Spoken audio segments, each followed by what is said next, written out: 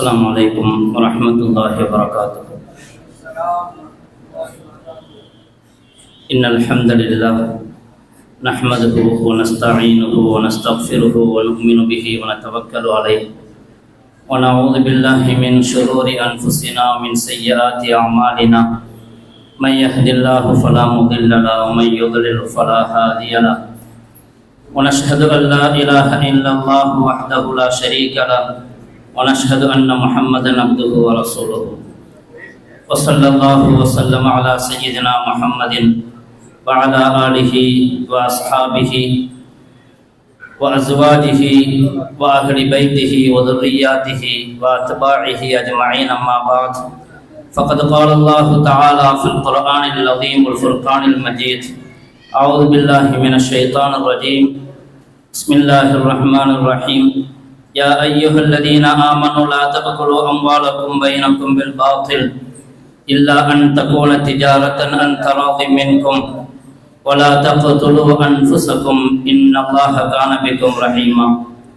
قال النبي صلى الله عليه وسلم: الحلال بين والحرام بين وإن بينهما أمور مشتبهات. الحديث أو كما قال صلى الله عليه وسلم. புகழ் அனைத்தும் ஏக இறைவனாகிய அல்லாஹ் ஒருவனுக்கு மட்டுமே உரித்தாகட்டுமாகும். அல்லாஹ்வினுடைய ஸலாத்தும் ஸலாமும் நம் உயிரினும் மேலான முஹம்மது ரசூலுல்லாஹி ஸல்லல்லாஹு அலைஹி வஸல்லம் அவர்களின் மீதும், அன்னவர்களுடைய தோழர்கள், குடும்பத்தார்கள், அவர்களை பின்பற்றி வந்த தாபிஈன்கள், தபஅத் தாபிஈன்கள், ஃபுகஹாக்கள், ஷுஹதாக்கள், நல்லவர்கள் நம் அனைவரின் மீதும் என்றென்றும் நின்று நிலவட்டுமாக. அல்லாஹ்வினுடைய மேலான ரஹ்மத்தையும் அவனுடைய பொருத்தத்தையும் பெற்றுக்கொண்ட நல்லடியார்களுடைய கூட்டத்திலே அல்லாஹ் நம்மை கபூல் செய்தல்வானாக.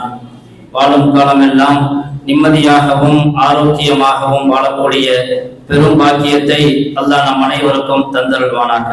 கண்ணியத்திற்குரியவர்களே, இங்கு ஒரு பொருளாதார மற்றும் நவீன சட்டங்களுக்கான ஆய்வரங்கத்திற்காக ஏற்பாடு செய்யப்பட்டிருக்கிறது. இந்த மாபெரும் நிகழ்வினுடைய தலைவர் அவர்களே, எனக்கு முன்னர் மிகச் சிறப்பாக தங்களுடைய ஆய்வுரையை முடித்து அமர்ந்திருக்கிற ஹஸ்ரத் பெருந்தகை அவர்களே மற்றும் இங்கு வீட்டிருக்கக்கூடிய உலமாக்களே, நிர்வாகிகளே, ஜமாத்தார்களே, ஒரு நல்லதொரு ஏற்பாடு. ரொம்ப முக்கியமான விஷயம், ஹஸ்ரத் அவர்கள் முடிக்கிற நேரத்தை சொல்லிட்டாங்க, இத்தனை மணிக்கு முடிச்சிருவாங்கன்னு. எல்லாம் பார்க்கும் பொழுது இது ஒரு ஆய்வரங்கம் அப்படிங்கிறதுனால ஒரு கிளாஸ்ல இருக்கிற மாதிரி ஒரு நிலை. பேசும்போதும் பேசுறவங்களுக்கு அப்படித்தான், கேட்கிறவங்களுக்கு அப்படித்தான். சில சமயங்கள்ல என்னமோ சொல்ற மாதிரி இருக்குதுன்னு தோணும். ஒரு ஆய்வுரைங்கும் பொழுது ரொம்ப கவனமாக இருந்தாதான். அதனால டைத்தை சொல்லிட்டாங்க. நான் சொன்னேன், நீங்க எவ்வளவு நேரம் சொல்றீங்களோ இன்ஷா அல்லாஹ் அதுக்குள்ள முடிச்சிருவோம். முடிஞ்ச வரைக்கும் அதற்கு 5 நிமிஷம் முன்னாடி கூட முடிக்க முயற்சி பண்ணுவோம் இன்ஷா அல்லாஹ். ஏனென்றால் நேரம் ரொம்ப முக்கியம். கண்ணியத்திற்குரியவர்களை, இங்கே கொடுக்கப்பட்டு இருக்கிற தலைப்புகள், அந்த தலைப்புகள் ரொம்ப விரிவானவை. ஒவ்வொரு தலைப்புக்குமே 1 மணி நேரம் தேவைப்படும். அது மாதிரியான தலைப்புகள். நான் இங்கே சாராம்சத்தை மட்டும் இன்ஷா அல்லாஹ் உங்களுக்கு முன்னால் வைப்பதற்கு முயற்சி செய்கிறேன். ஒன்று ஷேர் மார்க்கெட், அடுத்து கிரிப்டோ கரன்சி, கிரெடிட் கார்டு, அதற்கு பிறகு வங்கி தொடர்பான மானியங்கள், வாகன கடன், லோன் போன்றவை. நான் ஷேர் மார்க்கெட்டை மட்டும் நான் கடைசியில் வைத்துக் கொள்ளலாம் என்று நினைக்கிறேன். அதனால் அதற்கு முதலாவதாக ஹஸ்ரத் அவர்கள் சொன்னது போன்று பிட்காயின் பற்றி, கிரிப்டோ கரன்சி, எல்லாரும் இன்னைக்கு அதுல இருக்கிறாங்க. கிரிப்டோ கரன்சி, பிட்காயின் பொதுவாக இன்று வாலிபர்களிடத்துல பொருளாதாரத்தை சேர்க்க வேண்டும், அதிகப்படுத்த வேண்டும் என்ற எண்ணத்தில் எப்படியெல்லாம் பணம் வருகிறதோ அப்படியெல்லாம் அதை சம்பாதித்துக் கொள்ளலாம் என்று. எல்லாவற்றுக்கும் முதலாக இஸ்லாத்தினுடைய சில அடிப்படைகளை நாம் புரிந்து கொள்ள வேண்டும். பொருளாதார ரீதியான அடிப்படை. அந்த அடிப்படை சட்டங்களை புரிந்து கொள்ளும் பொழுது இன்று நவீனமாக ஏற்படுகிற இந்த பிரச்சனைகளுக்கு அதிலிருந்து நாம் தீர்வை சொல்லிவிட முடியும். மார்க்கத்திலே பொருளாதாரத்தை சேர்ப்பது தவறு கிடையாது, சேமித்து வைப்பது குற்றம் கிடையாது. பொருளாதாரத்தை தேடுவது, தேவையான அளவுக்கு தேடுவது கட்டாயம். தலபு கஸ்பில் ஹலால் ஃபரீதத்தும் அலல் ஃபரீதா. ஹலாலான வருமானத்தை, பொருளாதாரத்தை தேடுவது முக்கியமான கடமைகளுக்கு பிறகு அதுவும் ஒரு கடமை. தேடுவது, சேமிப்பது, மார்க்கம் அதை தடை செய்யவில்லை. ஆனால் ஹலாலான முறையில் தேட வேண்டும். செலவு செய்வதும் ஹலாலான முறையில் செலவு செய்ய வேண்டும். பொருளாதார கடமைகளை நிறைவேற்ற வேண்டும். ஜக்காத்தை கொடுக்க வேண்டும் முறையாக. வறியவர்களுக்கான உதவிகளை செய்ய வேண்டும். அப்படிப்பட்ட நிபந்தனைகளுக்கு உட்பட்டு பொருளாதாரத்தை தேடுவது மக்களுடைய மிக முக்கியமான அம்சம். குர்ஆன் அதை மனிதனுடைய வாழ்க்கையின் கேந்திரம் என்று சொல்லும். மனிதனுடைய வாழ்க்கை நிலை பெறுகிறது என்று சொன்னால் அது பொருளாதாரத்தை கொண்டுதான். காசு இல்லாட்டி இன்னைக்கு ஒண்ணும் ஆகாது. அல்லாஹ்விடத்திலே பொருளாதாரத்தை கேட்கிறோம், அவன் கொடுக்கிறான், அதை செலவு செய்கிறோம். இன்று பணம் இல்லை, பொருளாதாரம் இல்லை என்று சொன்னால் ஒரு பெரிய நஷ்டத்திற்கும், ஒரு பெரிய ஏழ்மைக்கும், வறுமைக்கும், வறட்சிக்கும் தள்ளப்படுவோம். மார்க்கம் அப்படி வாழ வேண்டும் என்று சொல்லவில்லை. பொருளாதாரத்தை தேடுங்கள், முறையாக தேடுங்கள். ஆனால் அதே சமயத்திலே அதன் மீது மோகம் கொள்ளாதீர்கள். உலகத்தை பிரியப்பட்டு அதை மீது மோகம் கொண்டு தேடாதீர்கள். இது முதலாவது அடிப்படை. அதே போன்று மார்க்கத்திலே பொருளாதார விஷயத்திலே தடை செய்யப்பட்டது நமக்கு தெரியும். முதலாவதாக வட்டி. அஹல்லல்லாஹுல் பைஅ வ ஹர்ரமர் ரிபா. வியாபாரத்தை அல்லாஹ் ஹலாலாக்கினான், வட்டியை ஹராமாக்கினான். வட்டி ஹராம் என்பது இன்று ஒட்டுமொத்த இஸ்லாமிய உலகத்திற்கு மட்டுமல்ல, ஒட்டுமொத்த உலகத்திற்கும் தெரியும் இஸ்லாத்திலே வட்டி ஹராமாக்கப்பட்டிருக்கிறது என்று. மற்ற மதங்களிலும் தடை செய்யப்பட்டதுதான்.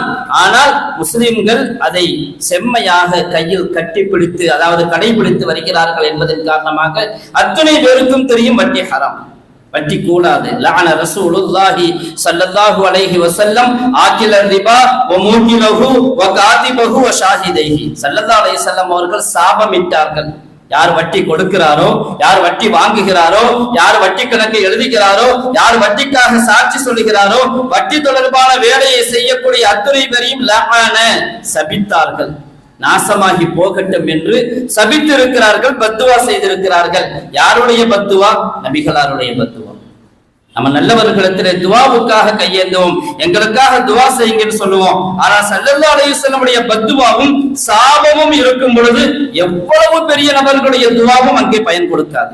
எனவே வட்டி அந்த அளவுக்கு மார்க்கத்திலே தடை செய்யப்பட்டிருக்கிறது என்பதை புரிந்து கொள்ள வேண்டும். இரண்டாவதாக சூதாட்டம் ஹராமாக்கப்பட்டிருக்கிறது. சூதாடுவது, சூதாட்டத்தின் மூலமாக பணம் சம்பாதிப்பது, இதையும் மார்க்கம் தடை செய்திருக்கிறது. அதே போன்று ஸல்லல்லாஹு அலைஹி வஸல்லம் அவர்கள் நஹா ரசூலுல்லாஹி ஸல்லல்லாஹு அலைஹி வஸல்லம் அன் பைஇல் கரர், மோசடியான ஏமாற்று வியாபாரத்தை தடை செய்திருக்கிறார்கள். மக்களை ஏமாற்றி வியாபாரம் செய்வது, ஏமாற்றி விற்பனை செய்வது, இதையும் தடை செய்திருக்கிறார்கள். நான்காவதாக, நாம் ஒரு பொருளை விற்கிறோம் என்று சொன்னால் நமக்கு சொந்தமான பொருளைத்தான் விற்க வேண்டுமே தவிர நம்மிடத்தில் இல்லாத ஒன்றை விற்க கூடாது. ஸல்லல்லாஹு அலைஹி வஸல்லம் சொல்வார்கள், லா தபிஅ மா லைஸ இந்தக, உன்னிடத்தில் இல்லாததை நீ விற்காதே, பிறகு வாங்கி கொள்ளலாம் அப்படிங்கிற நினைப்புல எது உங்களிடத்தில் இல்லையோ அதை விற்காதீர்கள். அதே போன்று ஒரு பொருளை வாங்கிட்டோம், மொபைல் வாங்கி விட்டோம், ஆனால் எங்களுடைய கைக்கு, நம்முடைய கைக்கு இன்னும் வரல, அடுத்த விற்பனை செய்யாதீங்க. நஹா ரசூலுல்லாஹி ஸல்லல்லாஹு அலைஹி வஸல்லம் அன் ரிப்ஹி மா லம் யுத்மன், எதற்கு பொறுப்பேற்கப்படவில்லையோ அதை வைத்து நீங்க லாபம் சம்பாதிக்காதீங்க. உதாரணமா, நான் ஒரு மொபைலை ஒருத்தர் வாங்குறேன்னு சொன்னா, இன்னும் என் கைக்கு வரல, இப்ப அவருடைய கையில இருக்கும் பொழுது இது உடஞ்சி அடிஞ்சு போச்சு. இப்ப யார் பொறுப்பு வந்திருக்கு? அந்த மொபைலுக்கு யார் பொறுப்பு? நானா பொறுப்பு. நானும் கையில வாங்கல, என் கைக்கு வரவே இல்லை என்றால் அவர் கையில இருந்து, யார் விற்கிறாரோ அவருடைய கையில் இருந்தே அது அழிந்து போய்விட்டது என்று சொன்னால் அது விற்றவருடைய பொறுப்பு, என்னுடைய பொறுப்பு அல்ல. அப்போ என்னுடைய பொறுப்பில் அது வரவில்லை என்று சொன்னால், உதாரணத்துக்கு ஒரு கோழி வாங்கணும், ஒரு கோழி வாங்கிட்டு வீட்டுல கொண்டு வச்சிருந்தோம், வீட்டுல அது முட்டையிட்டுச்சு, முட்டையிட்டு அந்த முட்டையை நம்ம பொறிச்சு சாப்பிட்டுட்டோம். அதுக்கு பிறகு தெரிஞ்சிச்சு அந்த கோழியில ஏதோ சீக்கு குறை இருக்குதுன்னு, அதை கொண்டு போய் திரும்ப கொடுக்க போறோம் அப்படின்னு சொன்னா அந்த கோழி போட்ட முட்டையும் தான் அவன் கேட்கக்கூடாது, கோழி போட்டு முட்டையையும் தான் கேட்கக்கூடாது. ஏனென்று சொன்னால் அந்த கோழி ஒரு கால் என் வீட்டுல இருந்து செத்து போச்சுண்டா அதுக்கு நான் தான் பொறுப்பு, அவன் பொறுப்பு இல்லை. எப்போ அவன் கோழி செத்து போச்சு, கோழிக்கான காசை கொடுன்னு அவனை கேட்க முடியாது. ஏன்னா என் கைக்கு வந்துருச்சு, என் கைக்கு வந்த பிறகு அதற்கு நான் பொறுப்பு, நான் அதை பார்க்க வேண்டும். எனவே அதற்காக வேண்டிய ஒரு குறை இருந்து நான் கண்டுபிடித்து திரும்ப கொண்டு செல்கிறேன் என்று சொன்னால் அந்த முட்டையை கொடுக்க வேண்டிய தேவையில்லை. எதற்கு நான் பொறுப்பெடுத்துக் கொண்டேனோ அதனுடைய லாபம் எனக்கு, எதற்கு நான் பொறுப்பு எடுக்கவில்லையோ அதனுடைய லாபத்தை அனுபவிக்க கூடாது. மொபைல வாங்கினோம் என் கைக்கே வரல என்றால் அதை மறுவிற்பனை செய்து நான் லாபம் சம்பாதிக்க கூடாது. என் கைக்கே வரல, நாளைக்கு தான் என் கைக்கு வரும். இன்னைக்கு நான் இன்னொரு ஆள்கிட்ட அதை வித்துட்டேன், எப்பா இந்த மொபைல உனக்கு ரூபாய் 50,000 ரூபாய்க்கு வித்துட்டு 10,000 5,000 ரூபாய் லாபம் வச்சு நான் வித்துட்டேன். அந்த லாபத்தை சம்பாதிப்பது எனக்கு ஹராம், கூடாது. ஆனா இன்னைக்கு ஆன்லைன் வியாபாரம் முதற்கொண்டு எத்தனை வியாபாரம் நடக்கிறதோ பெரும்பாலானவற்றில் இந்த நடைமுறை உண்டு. கைக்கு வராததை விற்பது, இதை மார்க்கம் தடை செய்திருக்கிறது. அடிப்படையிலேயே இதை நாம் புரிந்து கொள்ள வேண்டும். அடுத்ததாக, ஒரு வியாபாரம் செய்யும் பொழுது இன்னொரு நிபந்தனை இடக்கூடாது. நஹா ரசூலுல்லாஹி ஸல்லல்லாஹு அலைஹி வஸல்லம் அன் பைஇன் வ ஷர்த்தின். ஒரு வியாபாரத்தையும் ஒரு நிபந்தனையும் சேர்த்து வைப்பதை தடை செய்தார்கள். வீடு வாங்குறோம், வீடு ஒரு 50 லட்சத்துக்கு வீடு வாங்குறோம். அவர் நிபந்தனை வைக்கிறாரு, வீட்டை நான் உங்கள்கிட்ட விற்பேன், ஆனா நீங்க யார்கிட்டையும் விற்க கூடாது, திரும்ப எங்க தான் விற்கிறோம் நிபந்தனை வைக்கிறார். இது கூடாது. வியாபார ஒப்பந்தம் ஒன்றுதான், அதோடு இன்னொரு நிபந்தனையை சேர்க்க கூடாது.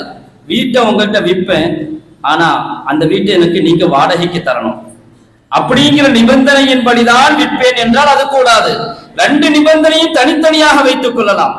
எனக்கு வீட்டை வித்துட்டார் 50 லட்சத்துக்கு, பிறகு தனியாக நானாக அவருக்கு வாடகைக்கு கொடுத்தால் அது வேறு விஷயம்.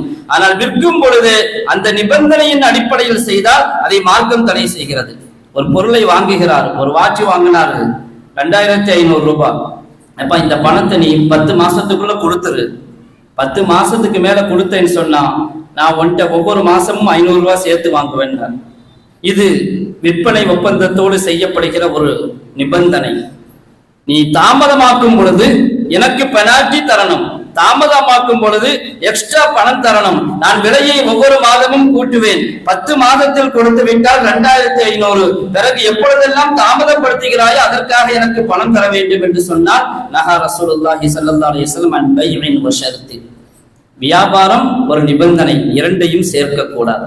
இதுவெல்லாம் அடிப்படையான விஷயங்கள். வியாபாரத்திலே மார்க்கம் தெளிவாக நம்மளுக்கு சொல்லி தந்திருக்கிறது. நாம் ஒன்றை புரிந்து கொள்ள வேண்டும், இஸ்லாத்திலே எல்லா பிரச்சனைகளுக்கும் தீர்வு சொல்லி இருக்கிறது.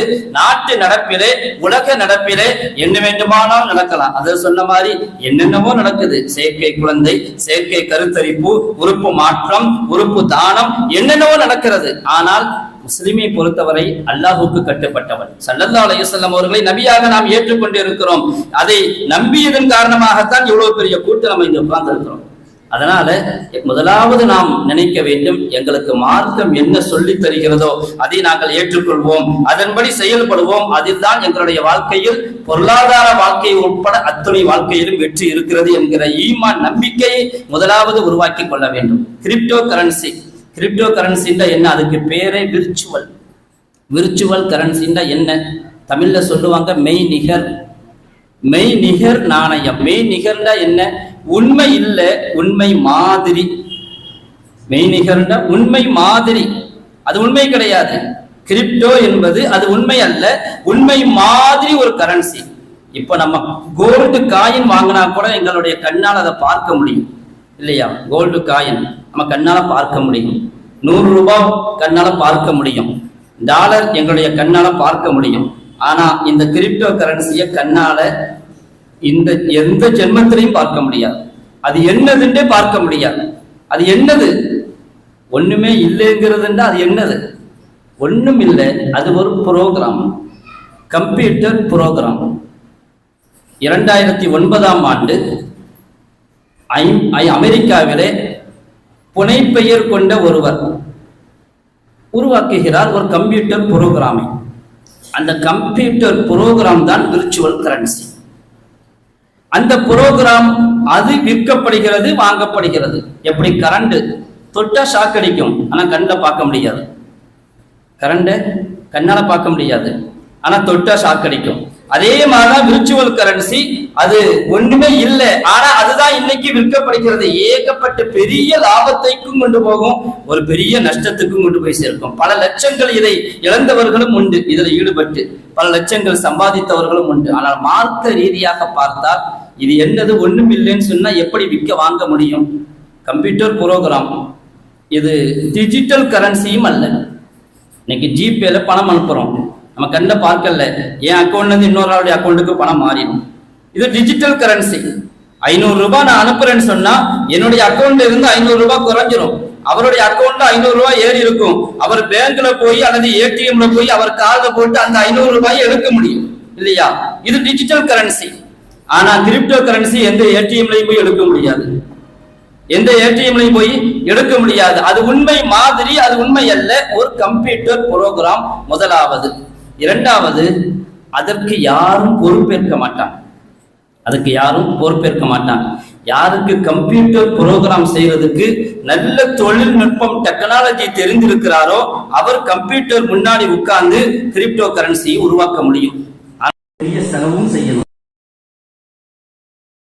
ஒரு காயினை உருவாக்குவதற்காக உலகத்துல பல பேர் உட்கார்ந்து கம்ப்யூட்டர் முன்னாடி உட்கார்ந்து இருப்பாங்க.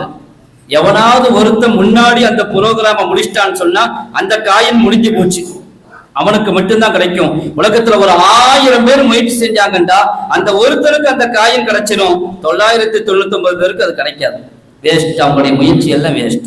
ஏனென்றால் இது ஒரு திறமையை கொண்டு, கம்ப்யூட்டர் புரோகிராமை கொண்டு, மைனிங் என்று சொல்வார்கள், தங்கத்தை வெட்டி எடுப்பது போன்று பிளாக் செயின் மூலமாக, நான் அது பற்றி இங்கே விலாவரியாக பேச வரவில்லை, பிளாக் செயின் டெக்னாலஜி அது, அதன் மூலமாக ஒரு சாஃப்ட்வேர், அதாவது ஒரு புரோகிராம், அதை ஒரு கரன்சியாக விற்கிறார்கள். முதலாவது, அது டிஜிட்டலும் அல்ல, நேரடியாக பார்க்கவும் முடியாது. இரண்டாவதாக, அதற்கு பொறுப்பெடுப்பவர்கள் யாரும் இல்லை. இன்னைக்கு எங்க கையில கரன்சி இருக்குது, அதில் ரிசர்வ் பேங்குடைய உத்தரவு இருக்குது, அதாவது உத்தரவாதம் இருக்கிறது. 100 ரூபாய்க்கு கரன்சி வச்சிருக்கிறோம்னு சொன்னா கடையில போய் அதை சாமான் வாங்க முடியும். அந்த 100 ரூபாய்க்கான ஒரு மதிப்பு உண்டு, அது ரிசர்வ் பேங்க் நமக்கு கொடுத்திருக்குது. ஒரு கால் பிரதமர் நைட்டே இந்த காசு நோட்டு செல்லாது அப்படின்னு சொல்லிட்டா அது செல்லாம போயிரும். ஆனா அதுக்கு பகரமாக கவர்மெண்ட் பணம் கொடுக்கும் இல்லையா? 500 ரூபாய் 1000 ரூபாய் செல்லாதுன்னு சொன்னாங்க, இதே நவம்பர் மாசம் தான், சில வருடங்களுக்கு முன்பாக. ஆனா பேங்க்ல போய் மாத்திக்கலாம்னு சொன்னாங்க. பேங்க்ல போய் மாத்திக்கலாம், பழைய 1000 பழைய 500 கொடுத்துட்டு மாத்திக்கங்க. ஆனால் உத்தரவாதம் உண்டு, ரிசர்வ் பேங்குடைய உத்தரவாதம் உண்டு. ஆனால் இந்த கிரிப்டோவுக்கு எந்த உத்தரவாதமும் இல்லை. யாரும் எங்கேயாவது எவனா திருடிட்டு போயிட்டான், கோர்ட்ல போய் கேஸ் போட முடியாது. புரோகிராம திருடிட்டான் ஒருத்தன், பாஸ்வேர்டை தெரிஞ்சு இவன் பணத்தை போறோம் 50 கோடியை கூட திருட முடியும். அதுல இருந்து என்ன, வெறும் பாஸ்வேர்டு தெரிஞ்சுட்டா போதும், கோர்ட்ல கேஸ் போட முடியுமாட்டா போட முடியாது. யாரும் இதுக்கு உத்தரவாதம் கொடுக்க முடியாது. எந்த அரசாங்கமும் உத்தரவாதம் கொடுக்க மாட்டாங்க. பிட்காயினை கொடுத்து எந்த பேங்க்ல போய் பணத்தை வாங்க முடியாது. மூணாவதாக, நாணயம் கரன்சி என்பது ஒரு அரசாங்கத்தினுடைய பொறுப்பு. ஒரு அரசாங்கம் தான் அதை வெளியிடணும். நாங்களும் நீங்களும் சேர்ந்து ஒரு கரன்சியை வெளியிட்டா அதுக்கு அர்த்தம் இல்லை. அப்படின்னா இந்த நாட்டினுடைய யாராவது அப்படி கொண்டு போய் கொடுக்க முடியுமா? பொருளாதாரமே சீரழிஞ்சு போயிடும்.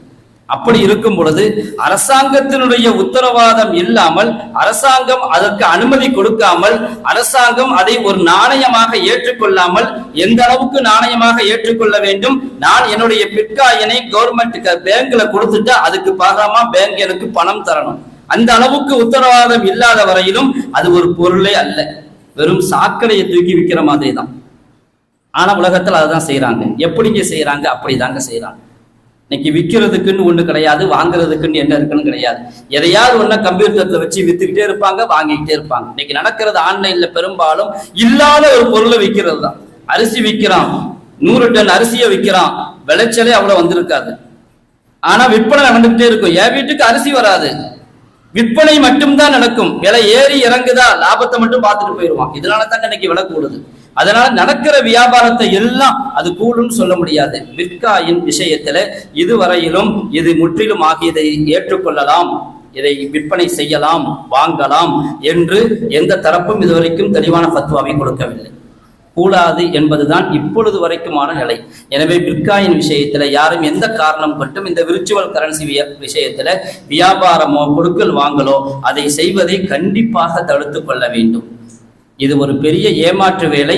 இதற்கு பின்னால் ஒரு பெரிய மோசடி இருக்கிறது. நம்முடைய பொருளாதாரத்தை சம்பாதிக்க வேண்டும், ஆனால் அதை வீணாக்கி விடக்கூடாது. அந்த பொருளாதாரத்தை வீணாக்கி விடக்கூடாது. நம்முடைய பொருளாதாரத்திற்கு நாமே அழிவை ஏற்படுத்தி கொடுக்க கூடாது. பொருளாதாரத்தை பாதுகாக்க வேண்டும் என்பதும் நம்முடைய பொறுப்பு. எனவே பிட்காயின் விஷயத்தில ஷரியத்தினுடைய இதுவரை இப்பொழுது உள்ள தீர்வு அதில் ஈடுபடக்கூடாது. அதை செய்ய வேண்டாம், அதை ஏற்க வேண்டாம், அதை விற்க வேண்டாம், அதை வாங்க வேண்டாம். சமீபத்தில் ஹஜ்ரத் அவர்கள் அகில இந்திய இஸ்லாமிக் ஃபிக்ஹ் அகாடமி என்று பல தடவை சொன்னார்கள். இந்திய அளவிலே ஒரு அகாடமி இருக்கிறது. வருஷத்துக்கு ஒரு தடவை உலமாக்கள் கூடுவார்கள். நாட்டில் உள்ள பல உலமாக்களுக்கும் முஃப்திகளுக்கும் கேள்விகளை அனுப்புவார்கள். அந்த கேள்விக்கு பதிலாக விளக்கங்களை அனுப்புவார்கள். அதன் அடிப்படையிலே 150, 200, 250 முஃப்திமார்கள் உலமாக்கள் சேர்ந்து ஆய்வு செய்வார்கள். ஆய்வு செய்து ஒரு முடிவெடுப்பார்கள். இப்படி வருடத்திற்கு ஒரு செமினார் நடக்கும். இதுவரைக்கும் 32 செமினார் நடந்திருக்குது இது விஷயமாக. அதாவது இந்த பொருளாதாரம் மட்டுமல்ல, ஃபிக்ஹ் தொடர்பான, சட்டம் தொடர்பான 32 செமினார், 32 வருடங்களாக 32 செமினார் நடந்திருக்கிறது. இப்பொழுது 33வது செமினார் நடக்க போகிறது. அப்படி அதைத்தான் இங்கே அறிமுகப்படுத்தினார்கள் ஹசரத் அவர்கள். விர்ச்சுவல் கரன்சி பற்றியும் அவர்கள் ஒரு ஆய்வு செய்தார்கள். அதிலேயும் இப்போதைக்கு இதில் எந்த முடிவும் செய்ய முடியாது என்று ஒத்தி வைத்திருக்கிறார்கள். எனவே இது மார்க்க ரீதியாக இதில் நாம் எந்த காரணம் மட்டும் ஈடுபடக்கூடாது. அடுத்ததாக இருப்பது கிரெடிட் கார்டு. கிரெடிட் கார்டு விஷயத்திலும் இன்னைக்கு எல்லாருமே பல பேரும் அதை பயன்படுத்துபவர்கள் உண்டு. ஒன்று இருக்குது டெபிட் கார்டு, இன்னொன்று இருக்குது கிரெடிட் கார்டு. டெபிட் கார்டில் நமக்கு அக்கௌண்ட்ல பணம் இருந்தால் தான் எதையும் பணத்தை எடுக்க முடியும். ஏதாவது பொருளை வாங்குறது கொடுக்கறதுங்கிறது நம்முடைய அக்கௌண்ட்ல பணம் இருந்தா டெபிட் கார்டை பயன்படுத்தி என்ன வேணாலும் நம்ம வாங்க முடியும். ஆனா நம்முடைய அக்கௌண்ட்ல பணம் இல்லைன்னு சொன்னா டெபிட் கார்டை வச்சு எந்த பொருளையும், எந்த மால்லையும், எந்த கடையிலையும், எந்த ஃபேக்டரியிலையும் எதையும் வாங்க முடியாது. அக்கௌண்ட்ல பணம் இல்லாட்டி பணம் கொடுத்து தான் வாங்கணும், அல்லது எங்களுடைய அக்கௌண்டில் உள்ள பணத்திற்கு பகரமாக நம்ம வாங்கலாம். இன்னொன்று இருக்கிறது கிரெடிட் கார்டு. கிரெடிட் கார்டை பொறுத்தவரையிலும் நம்முடைய அக்கௌண்டில் பணம் இருக்க வேண்டிய கட்டாயம் கிடையாது. கிரெடிட் கார்டு எங்களிடத்தில் இருக்கிறது, கடன் அட்டை இருக்கிறது என்று சொன்னால் நம்முடைய அக்கௌண்டிலே பணம் இல்லாமலேயே நாம கடைகளிலே, மால்களிலே நமக்கு தேவையான பொருட்களை வாங்கலாம். பணம் இல்லையே, கிரெடிட் கார்டை எந்த பேங்க் நமக்கு கொடுத்திருக்கிறதோ அவங்க பணம் கொடுத்துருவாங்க. உதாரணமா நம்ம 50,000 ரூபாய்க்கு ஒரு பொருள் வாங்குறோம்னு சொன்னா அந்த 50,000 ரூபாயை பேங்க் கொடுத்துரும். என்னுடைய அக்கௌண்டில் அது கடனாக இருக்கும். என்னுடைய அக்கௌண்ட்ல அது கடனாக இருக்கும். அதை நான் பேங்குக்கு பிறகு செலுத்த வேண்டும். கிரேஸ் பீரியட்னு சொல்லுவாங்க. உதாரணத்துக்கு சுமார் 1 மாத காலம் தவணை உண்டு.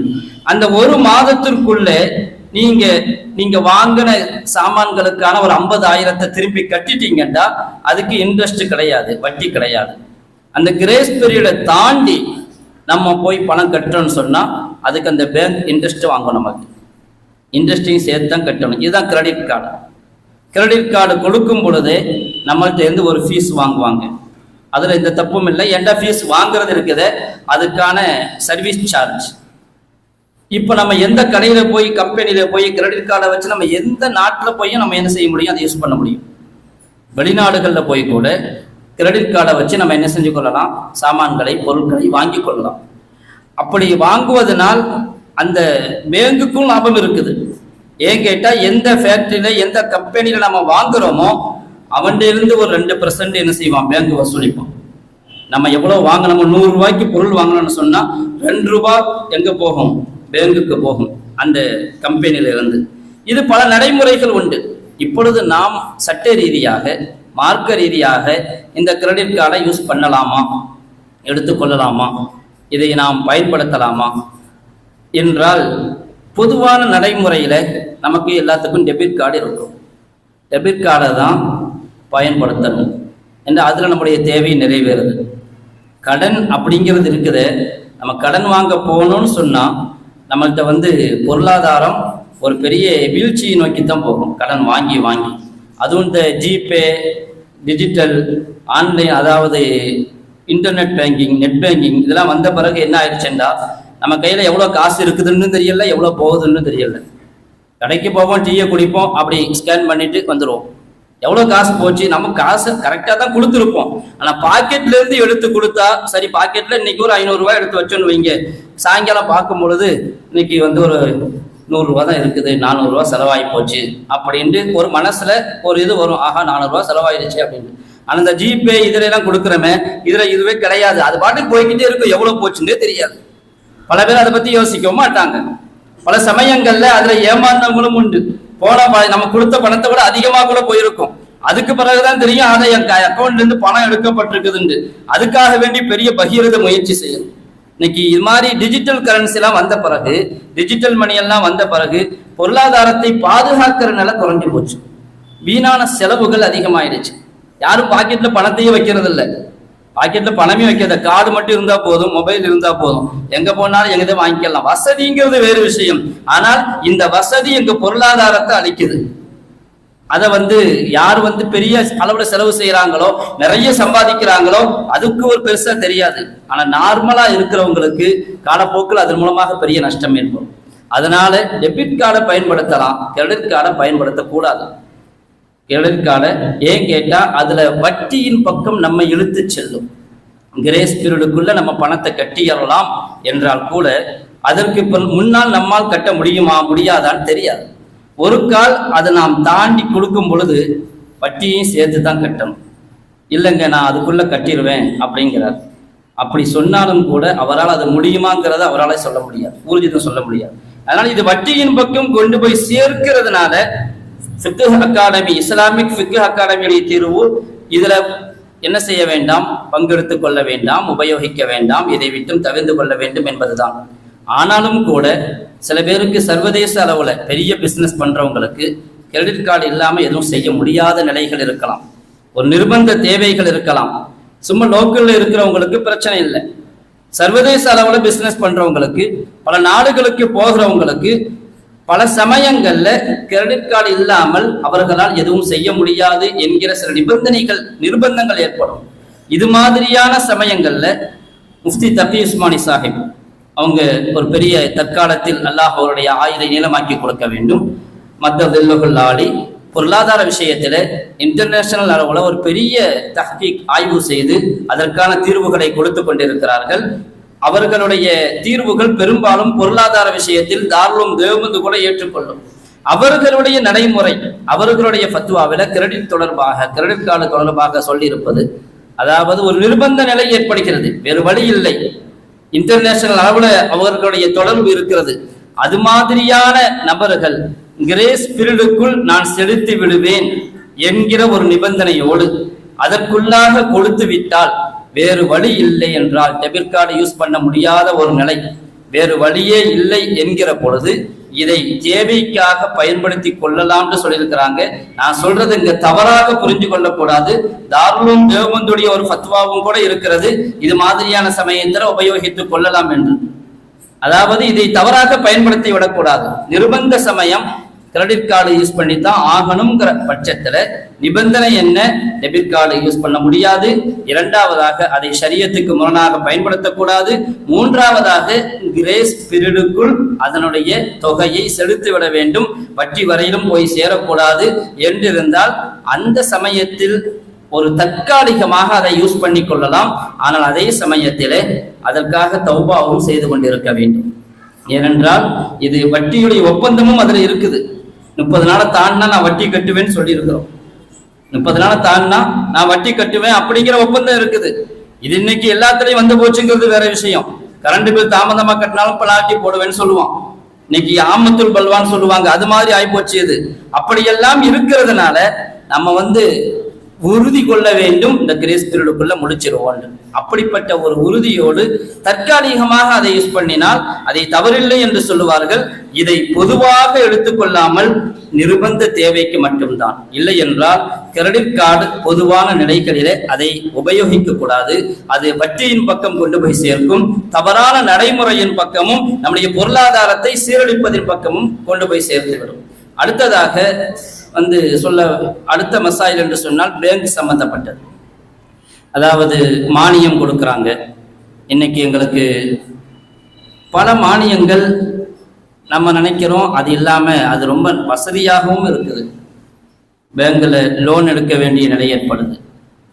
எங்களுடைய பிஸ்னஸுக்காக, ஹோம் லோன், வீட்டுக்காக, எங்களுடைய தேவைக்காக. சில சமயங்களில் கவர்மெண்ட் அதை ஒரு ஸ்கீமாக கொடுக்குறாங்க. மக்களுடைய நல்ல திட்டங்கள் அவர்களை நல்ல நிலைக்கு கொண்டு வரணும் அப்படிங்கிறதுக்காக. முதலாவதாக ஒரு விஷயத்தை இதில் புரிஞ்சு கொள்ளணும். நம்ம ஆரம்பத்திலே சொல்லிட்டோம், வட்டி அப்படிங்கிறது முற்றிலுமாக தடை செய்யப்பட்டிருக்கிறது மார்க்கத்தில். எந்த காரணம் கொண்டும் வட்டியை ஹலாலாக்குவதற்கோ, ஹலாலாக்க முடியாது யாரும், வட்டியை நடைமுறைப்படுத்துவதற்கோ அந்த வட்டியில் ஈடுபடுவதற்கோ நாம் நினைத்து கூட பார்க்கக்கூடாது. அது ஒரு மோசமான ஒன்று. வட்டியை விட்டும் எதுவரையிலும் நாம் தவிர்ந்திருக்கிறோமோ அதுவரையிலும் எங்களுடைய பொருளாதாரத்திலே பரக்கத் இருக்கும். எப்பொழுது நாம் வட்டிக்குள்ள போவோமோ அங்க பரக்கத் போயிடும். ஒரு கால், அதாவது இஸ்லாமிய கவர்மெண்ட் ஆட்சி நடக்கும் பொழுது, கிலாஃபத்துடைய ஆட்சி நடக்கும் பொழுது வட்டி என்கிற பேரே இல்லாம தான் நடந்துச்சு. இப்ப நடைமுறையில இருக்கிற வட்டி கூட உலகத்துல கிட்ட 15ஆம் நூற்றாண்டு வரையிலும் ஒண்ணும் கிடையாது. பேங்கினுடைய அமைப்பு இல்லாமல் தான் இந்த உலகம் இயங்குச்சு. பொருளாதாரத்துல ஒன்றும் சோழ போகல, இஸ்லாமிய நாடுகளும் ஒன்றும் குறைஞ்சு போகல. வட்டியினுடைய அமைப்பு இல்லாமல் இன்னைக்கு வட்டி என்பது உருவாக்கப்பட்டிருக்கிறது. அதன் மூலமாக நம்முடைய செல்வங்கள் சுரண்டப்படுகிறது. யூதர்களின் மூலமாக அவர்களுடைய கையிலே பொருளாதாரத்தை வைத்துக் கொண்டு நம்முடைய பொருளாதாரத்தை சுரண்டுவதற்காக ஏற்படுத்தப்பட்ட ஒரு சூழ்ச்சி இது. ஆனால் இதை யாரும் கண்டுகொள்வதும் இல்லை. வட்டிதான் வளர்ச்சி என்பது போன்று காட்டிக் கொள்கிறார்கள்.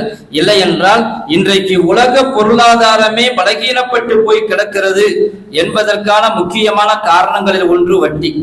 அதனால்தான் இஸ்லாத்திற்கு வெளியே இருப்பவர்கள் கூட வட்டி இல்லா வங்கிக்கு ஆதரவு கொடுக்கிறாங்க. இஸ்லாமிக் பேங்க் ஆரம்பிக்க வேண்டும் என்று ஆதரவு கொடுக்கிறார்கள். இன்றைக்கு வரையிலும் கொரோனா காலத்துல கூட பொருளாதார வீழ்ச்சி மோசமாக இருந்துச்சு. ஆனா இஸ்லாமிய நடைமுறைப்படி நடக்கக்கூடிய வங்கிகள், இஸ்லாமிக் பேங்க், வட்டி இல்லா வங்கிகள் நல்ல வளர்ச்சியை கண்டதாக புள்ளி விவரங்கள் சொல்லும். அதனால நமக்கு நம்பிக்கை இருக்க வேண்டும்.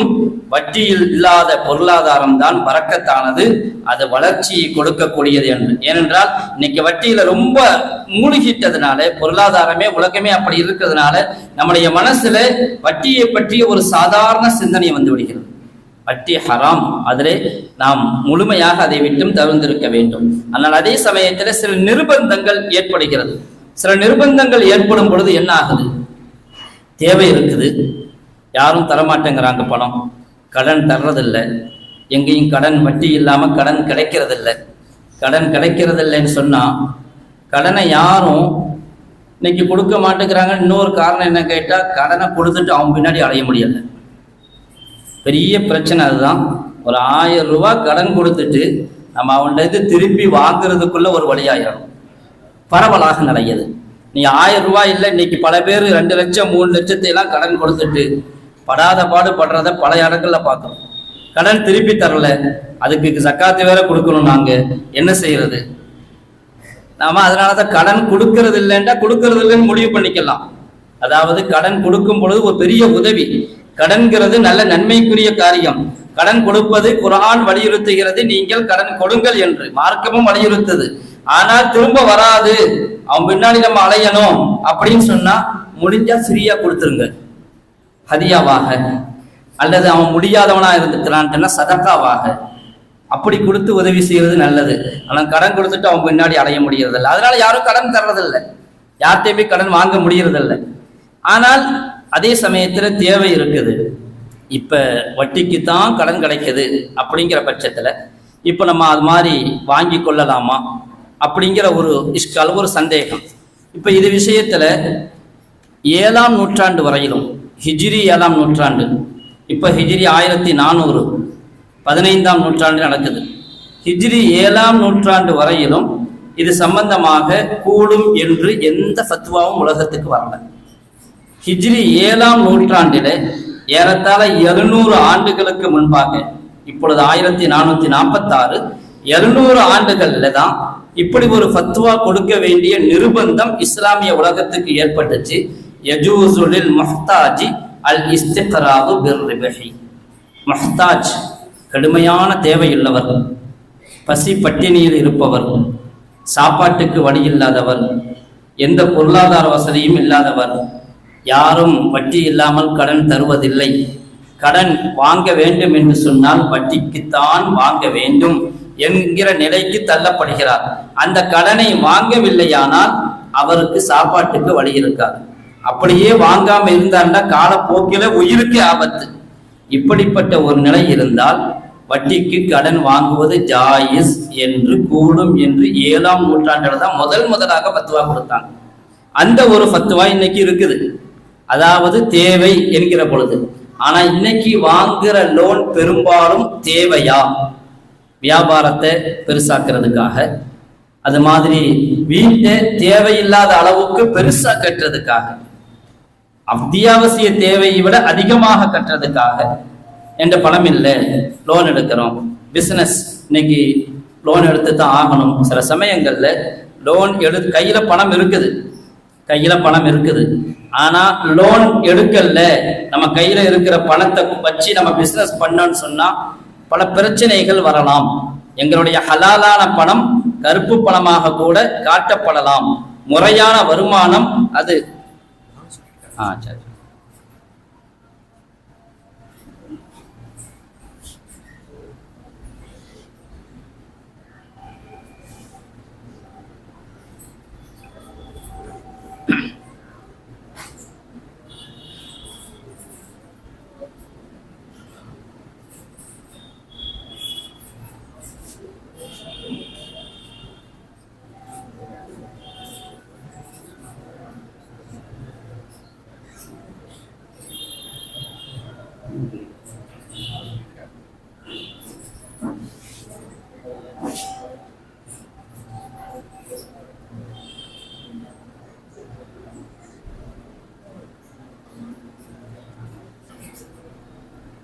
இப்போ எங்கள் கையில் பணம் இருக்குது, ஆனால் லோன் வாங்கலன்னு சொன்னால் டேக்ஸ் பிரச்சனைகள் வரும், income tax.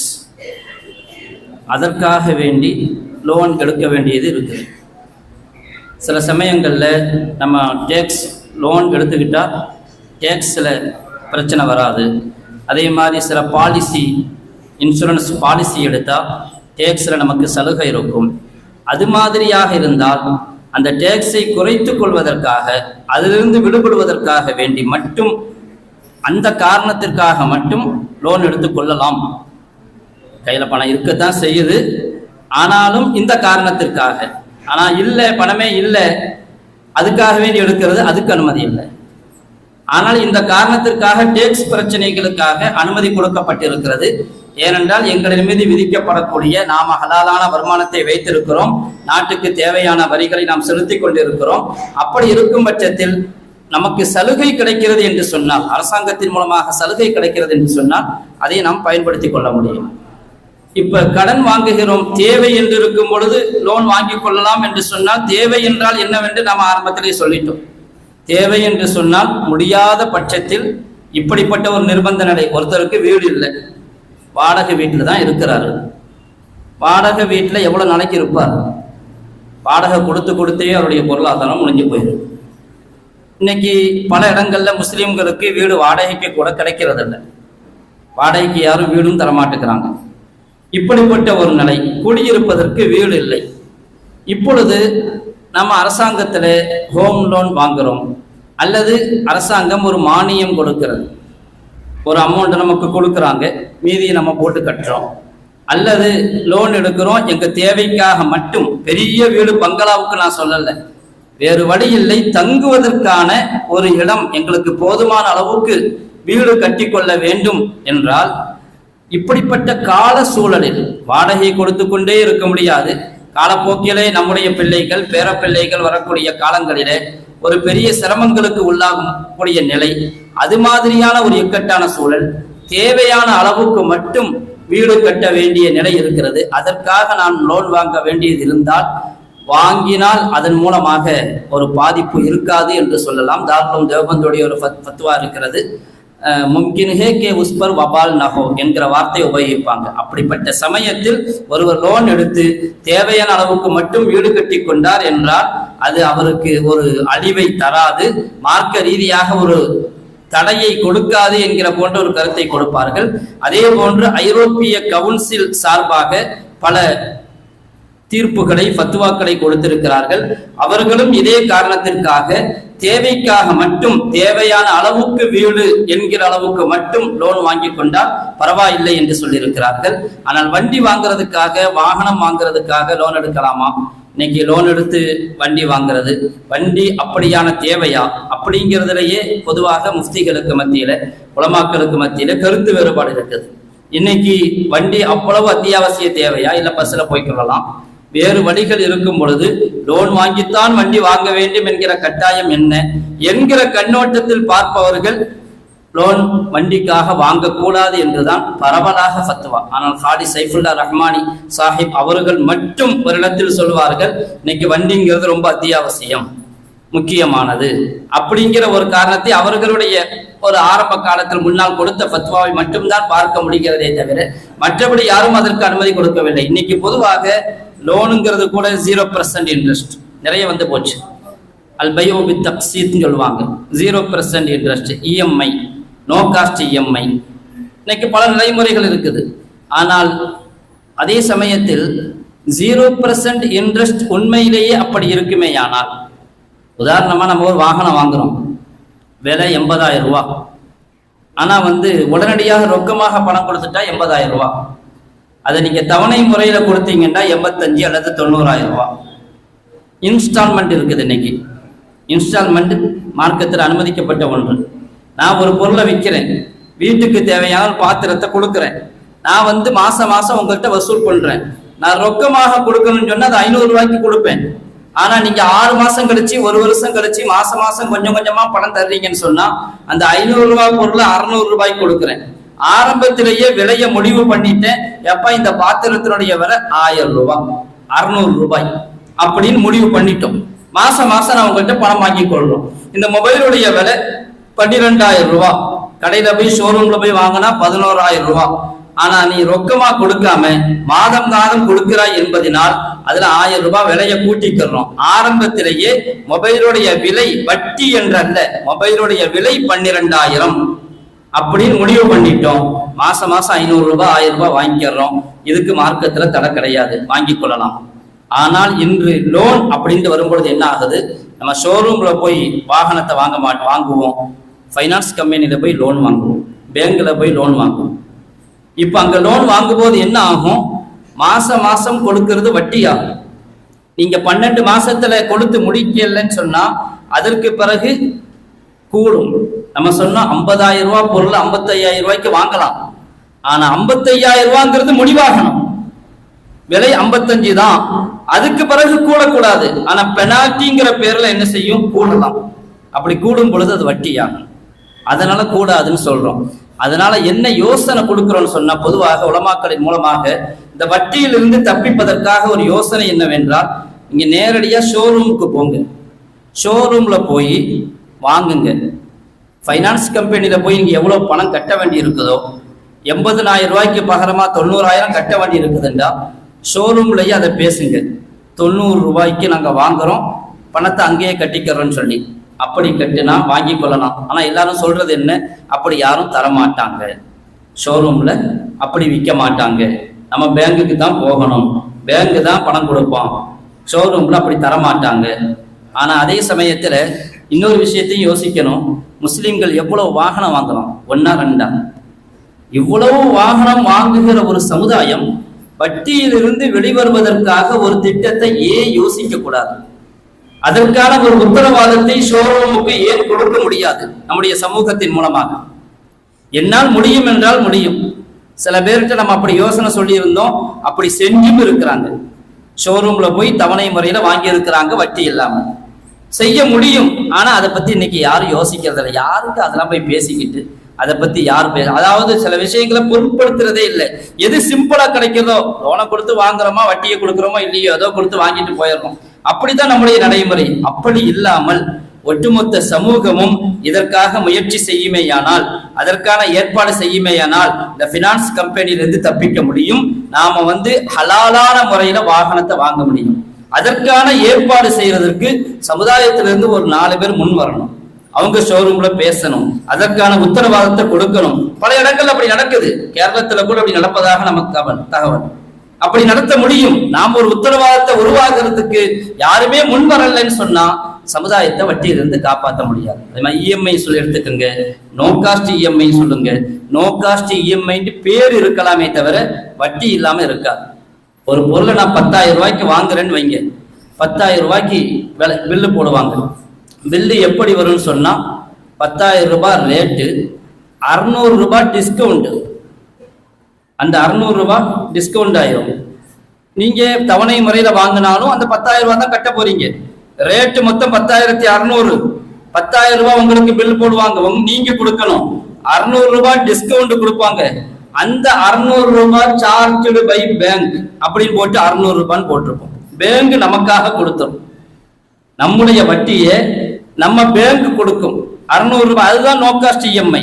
No cost EMI வெளிப்படையா பார்த்தா வட்டி இல்லாத மாதிரி தெரியும், ஆனால் வட்டி இருக்குது. நம்ம பேங்க் நமக்காக எதுக்காக வட்டி கொடுக்குது?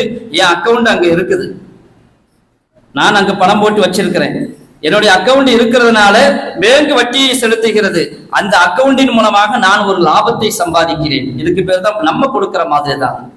பேங்க் கொடுத்தாலும் நம்ம கொடுக்கிற மாதிரி தான். நோ காஸ்ட் இஎம்ஐயும் கூட அது வட்டியினுடைய அங்கம் தான். எனவே இதை விட்டு நிர்பந்த சூழல் தவிர மற்ற சமயங்களில் இதை விட்டு வெளிவருவதற்கான ஒரு சூழலை உருவாக்குவதற்கு முயற்சிக்க வேண்டும். வட்டியை விட்டும் நாம் எப்படி வெளிவர வேண்டும் என்று. அதே சமயத்தில் அரசாங்கம் நமக்காக உதவி செய்கிறது, மானியம் கொடுக்கிறது, சப்சிடி கொடுக்கிறது. உதாரணமா 1 லட்சம் கடன் கொடுப்பாங்க. தொழில் ஆரம்பிக்கிறதுக்காக ஒரு 1 லட்சம் கடன் கொடுக்குறாங்க. இப்போ 1 லட்சம் கடன் கொடுக்கும் பொழுது சப்சிடி 20,000, அதாவது அந்த 20,000 தள்ளுபடின்னு சொல்லிடுவாங்க. 80,000 தான் நம்ம கட்டணும். 80,000 நம்ம கட்டும் போது ஆனா பேங்க் கவர்மெண்ட் இன்ட்ரெஸ்டையும் சேர்த்து தான் வாங்குவாங்க நம்மகிட்ட. இன்ட்ரெஸ்ட்ங்கிற பேர்ல ஒரு அமௌண்ட் போடுவாங்க. 80,000 ரூபாய் நமக்கு கடன், 20,000 ரூபாய் தள்ளுபடி. இப்ப நம்ம திரும்ப செலுத்தும் பொழுது 80,000 ரூபாய் கொடுக்க மாட்டோம், எக்ஸ்ட்ரா கொடுப்போம். இந்த 20,000 ரூபாய் தள்ளுபடின்னு வருதா இல்லையா? அதுக்குள்ளேயே இன்ட்ரெஸ்ட் முடிஞ்சு போச்சுன்னு சொன்னா அந்த கடன் வாங்கிக்கிறது தப்பு இல்லை. அந்த ஸ்கீமை பயன்படுத்திக் கொள்ளலாம். இது அரசாங்கத்தினுடைய ஒரு ஸ்கீம். நமக்கு 1 லட்சத்து அளவுக்கு தான் நம்ம கட்ட போறோம். வாங்கினது 1 லட்சம், திரும்ப கட்டும் போது அதே 1 லட்சத்தை கட்டுவோம் அல்லது அதை விட கம்மியாக கட்டுவோம் என்று இருந்தால் இந்த ஸ்கீமை அனுபவித்துக் கொள்ளலாம். இங்க பண்ணைக்காக சில சமயங்கள்ல கால்நடை பண்ணைகளுக்காக அரசாங்கம் உதவி செய்யும், சும்மாவே கொடுக்கும். சும்மா கொடுத்தா தாராளமா வாங்கலாம். நம்மள்ட்ட இருந்து எந்த பணமும் வாங்கல. அரசாங்கத்தினுடைய பொறுப்பு என்ன? மக்களுக்கு வேலை வாய்ப்பை உருவாக்கி கொடுப்பது, தொழில் வாய்ப்பை உருவாக்கி கொடுப்பது. அது அரசாங்கத்தினுடைய கடமை. அந்த கடமையை அது செய்யுது. நமக்கு கொடுக்குது அரசாங்கம் மானியமாக. வீடு கட்டுறதுக்கு ஃப்ரீயா கொடுக்குறாங்க. இல்ல அரசாங்கத்துக்கு நிறைய வருமானம் வட்டியில வருது, நிறைய வருமானம் டாஸ்மாக்ல வருது. ஒரு கால் யாருக்காவது தேவையில்லை என்றால் பேணுதல் என்கிற அடிப்படையில் ஒதுக்கிக் கொள்வது ரொம்ப நல்லது, சால சிறந்தது. அங்க அரசாங்கத்தினுடைய எந்த மானியமும் எங்களுக்கு தேவையில்லை, ஒதுங்கிக் கொள்கிறோம். ஹஜ்ஜினுடைய மானியம், எந்த மானியம் தேவையில்லை, ஒதுங்கிக் கொள்கிறோம் என்று சொன்னால் பேணுதல். ஆனால் அதை யாரும் ஹராம் என்று சொல்லக்கூடாது, அரசாங்கம் கொடுக்கிற மானியத்தை. ஏனென்று சொன்னால் எனக்கு நேரம் அந்த அளவுக்கு இல்லை. ஷரியத்திலே ஒரு விஷயத்தை ஹராம் என்று சொல்வதும் ஹலால் என்று சொல்வதும் மிகப்பெரிய பொறுப்பு. ولا تقولوا لما تصف ألسنتكم الكذب هذا حلال هذا حرام. அல்லாஹ் சொல்லுவான், நீங்களாக கற்பனை செய்த ஒன்றுக்கெல்லாம் இது ஹலால் என்றும் இதை ஹராம் என்றும் சொல்லாதீர்கள். எது ஹராம் இல்லையோ அதை ஹராம் என்றும் சொல்லக்கூடாது, எது ஹலால் இல்லையோ அதை ஹலால் என்றும் சொல்லக்கூடாது. அதனாலதான் ஃபுகஹாக்கள் கூட ஹராம் என்பது ஒரு படித்தரம், அதற்கு கீழே மக்ரூஹ் தஹரீமின்னு சொல்லுவாங்க, ஹராமுன்னு சொல்ல மாட்டாங்க. யார் கொடுத்தது உரிமை ஹராம் என்று சொல்வதற்கு? அல்லாஹ்வுக்கும் அல்லாஹ்வுடைய ரசூலுக்கும் மட்டும்தான் அந்த உரிமை இருக்கு. நாமளா போய் இது ஹராம், அது ஹராம், இது ஹலால், இது ஹலால் இஷ்டத்துக்கு சொன்னால் அல்லாஹ்விடத்துல பிடிபட வேண்டும். அதனால கவர்மெண்ட் மானியம் கொடுக்குது. இது பூரா டாஸ்மாக்ல தாங்க வருது, சாராயம் வித்த காசு அப்படின்ட்டா இன்னைக்கு கவர்மெண்ட் ஜாப்ல யாரும் இருக்கக்கூடாது, சம்பளம் வாங்கக்கூடாது. சம்பளம் பூரா அப்படித்தான் வருது, அந்த காசுல இருந்து தான் கொடுக்குறான்னு சொல்ல வேண்டியிருக்கும். மானியம் கொடுக்குறாங்க, அதுல இருந்து தான் கொடுக்குறான்னு சொல்ல வேண்டியிருக்கும். இத மார்க்க ரீதியாக இதை ஹராம்னு சொல்ல முடியாது. ஏனென்றால் இந்த அரசாங்கம் இஸ்லாமிய அரசாங்கம் அல்ல, இஸ்லாத்தினுடைய சட்டத்தை ஏற்றுக்கொண்ட அரசாங்கமும் அல்ல. அது சாராயம் விற்கிறது, அதற்கான வருமானம் வருகிறது என்று சொன்னால் அதற்கு உத்தரவு கிடையாது. ஒரு முஸ்லீம் அல்லாதவருக்கு நீ சாராயம் குடிக்க கூடாது என்று யாரும் உத்தரவு போட முடியாது. மார்க்க ரீதியாக இஸ்லாத்தினுடைய உத்தரவை மற்றவர்கள் மீது திணிக்க முடியாது. இஸ்லாத்தினுடைய சட்டங்களை முஸ்லிம்களுக்கு மட்டும்தான் திணிக்க முடியுமே தவிர மற்றவர்களின் மீது திணிக்க முடியாது.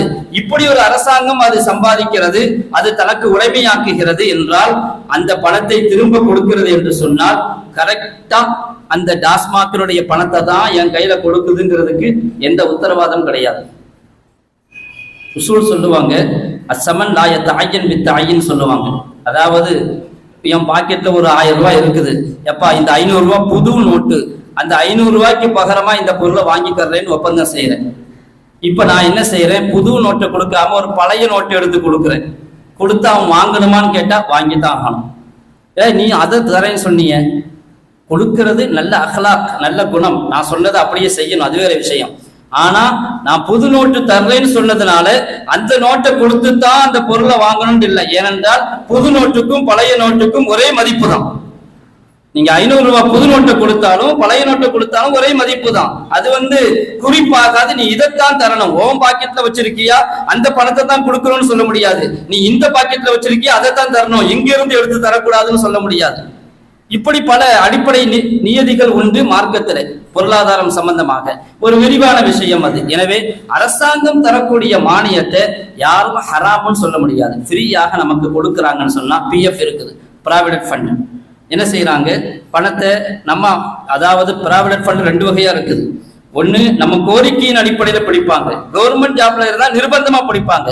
நிர்பந்தமா பிடிக்கிறாங்க, அவங்க ஒரு அமௌண்ட் போடுறாங்க, அதுக்கு அவங்க வட்டியின் பேர் வச்சாலும் அது வட்டி இல்லை. பிஎஃப் மூலமாக எக்ஸ்ட்ரா பணம் வருது. நாம கோரிக்கை வைக்காத நிலையில நிர்பந்தமாக அவர்களாக எங்களுடைய சம்பளத்தை பிடித்து கொண்டு எக்ஸ்ட்ரா கொடுக்குறாங்கன்னு சொன்னா அது ஹலால், அது ஹராம் கிடையாது. அதை நாம் வாங்கி உபயோகித்துக் கொள்ளலாம். அதே போன்றுதான் இந்த மானியங்கள். மானியம் அல்லாமல் தள்ளுபடி செய்யறது, சப்சிடி கொடுக்கிறது. 1 லட்சம் கடன் வாங்கினேன், 20,000 தள்ளுபடி, 80,000 ரூபாய் திருப்பி கட்டணும். ஆனா கட்டும் போது எக்ஸ்ட்ரா வட்டியும் சேர்த்து கட்டணும். கவர்மெண்ட் பேங்க் அதுக்கு வட்டின்னு தான் பேர் வைக்கும்.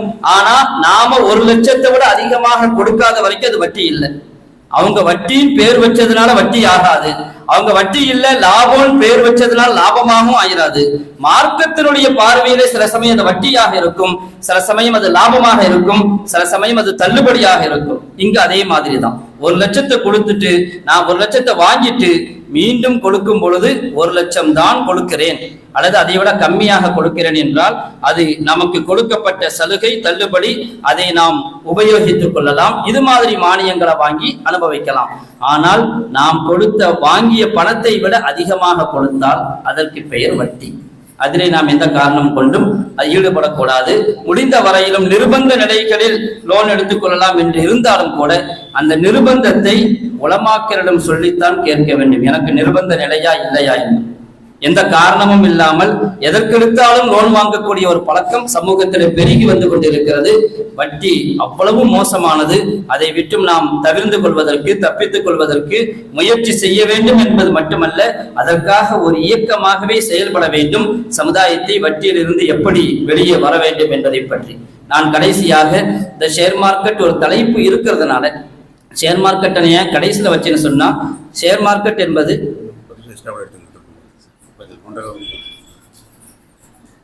ஷேர் மார்க்கெட் அப்படிங்கிறது அது ஒரு தனி தலைப்பு, அது விரிவாக பேச வேண்டிய ஒரு தலைப்பு. இங்கே நான் அதனுடைய சுருக்கத்தை மட்டும்தான் சொல்ல முடியும். இந்த வட்டி விஷயத்துல நம்ம சொன்ன மாதிரி எந்த காரணம் கொண்டும் அதிக ஸ்கீமை பயன்படுத்துறது முதற்கொண்டு மற்றபடி அதிகப்படியாக நாம் வட்டி வாங்குறோம்னு சொன்னா, வட்டி கொடுக்குறோம்னு சொன்னா அது கூடாது. சில சமயங்கள்ல கவர்மெண்ட் என்ன செய்யணும் சொன்னா, அவங்க ஒரு பேங்க்ல டெபாசிட் பண்ணுவாங்க. பேங்க்ல ஒரு அமௌண்ட்டை டெபாசிட் பண்ணி அதுல இருந்து வரக்கூடிய இன்ட்ரெஸ்டை தான் நமக்கு மானியமாக தருவாங்க. கவர்மெண்ட்டுக்கு அது இன்ட்ரெஸ்ட், ஆனா நமக்கு பேர் அது மானியம். இப்ப இதை அனுபவிக்கலாமா கேட்டா, இஸ்லாமிக் ஃபிக்ஹ் அகாடமி சார்பாக நடத்தப்பட்ட இது தொடர்பாக நடத்தப்பட்ட செமினார்ல இதை வாங்குறதும் தப்பில்லை, இதை வாங்குறதும் தப்பு கிடையாது. ஏன்னா பேங்க் இன்ட்ரெஸ்ட் என்று கவர்மெண்ட் வச்சுக்கொள்ளலாம், ஆனால் நம்மள்கிட்ட இருந்து எந்த பணத்தை வாங்கல. வட்டிங்கிறதுக்கு அளவுகோல் என்னன்னு கேட்டா, நம்ம கொஞ்சம் பணத்தை கொடுக்கணும், அதிகப்படியான பணத்தை நிபந்தனை வைத்து வாங்க வேண்டும். நான் ஒரு 1000 ரூபாய் கொடுத்துட்டு எனக்கு நீ 1200 ரூபாய் தரணும் அப்படின்னு நிபந்தனை வச்சோம். அப்படி என்றால் தான் அது வட்டி ஆகும். 1000 ரூபாய் கொடுத்துட்டு 1000 ரூபாய் திருப்பி வாங்கினா அது வட்டி இல்லை. அதே மாதிரி நிபந்தனை வைக்கல. ஒரு ஆளுக்கு நான் கடன் கொடுத்தேன், 5000 ரூபாய் கடன் கொடுத்தேன் உதாரணமா, அவர் திருப்பி கொண்டு வந்து தரும் பொழுது 6000 ரூபாயா கொடுத்தாரு. யாரும் அப்படி கொடுக்க மாட்டாங்க அவ்வளவு சீக்கிரத்துல.